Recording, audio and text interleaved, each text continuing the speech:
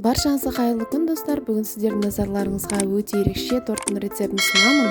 Видеоның соңына дейін қарап, менімен бірге болыңыздар. Ең алдымен ірімшікке қантты қосып жақсылап араластырамыз.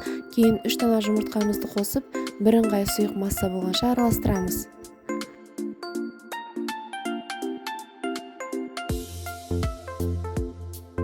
Кейін осы қоспамызға ұнды және қопсытқышты қосып, жұмсақ қамыр илейміз.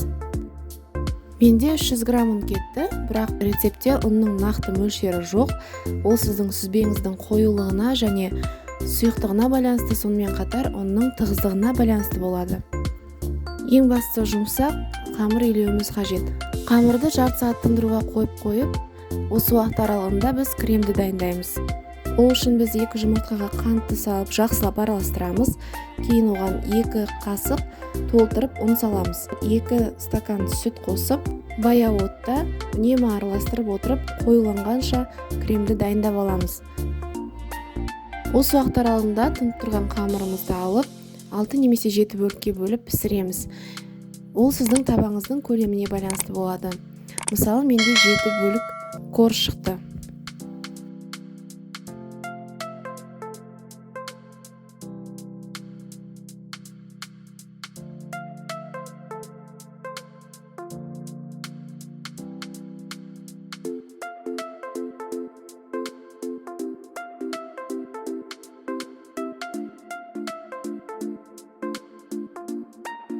Әр бөлікті жұқалап жайып, қызып тұрған табада ештеңе жақпай, 2 жағынан қызарғанша пісіріп аламыз.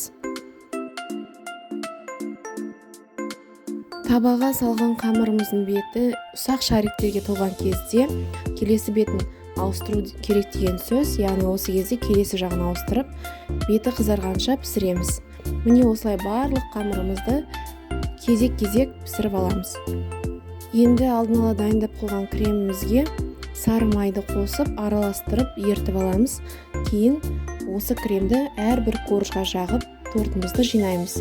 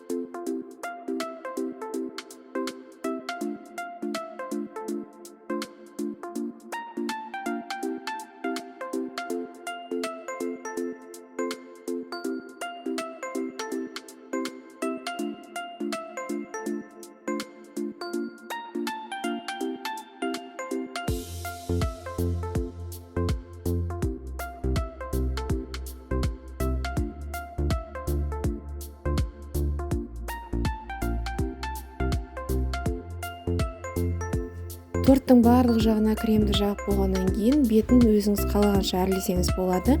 Мен осындай жемістермен, қатырылған жемістермен қосып әрлейтін боламын. Бұның бәрі өзіңіздің қалауыңызға байланысты.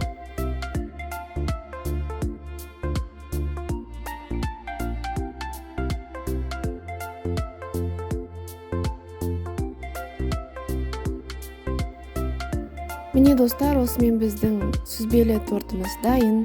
Торттың құрамы жеңіл әрі қолжетімді. Барлығыңызға жасап көруге кеңес беремін. Видео ұнап жатса тіркеліп, лайк басып, пікір қалдыруды ұмытпаңыздар.